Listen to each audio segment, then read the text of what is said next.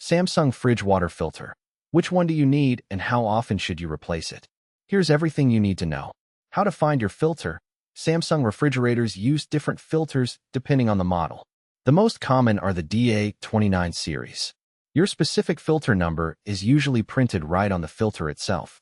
Pull out your current filter and look at it. Common Samsung filters. DA29-00020B is the most widely used. DA29-00003G is the older style. DA97 series is used in some newer models. HEFCN is the internal filter for French door models.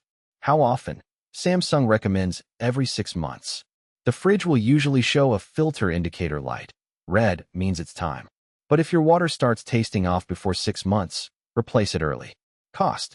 Genuine Samsung OEM filters run $35 to $50. Aftermarket compatible filters cost $15 to $25.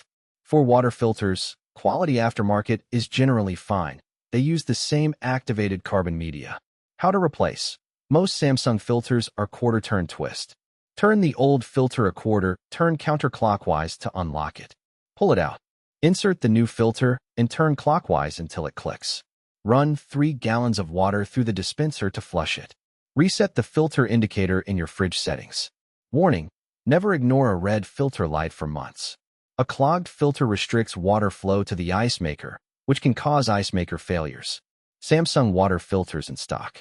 Port St. Lucie, Stewart, Fort Pierce, Jensen Beach. Call Treasure Coast Appliance Repair at 772-353-5791.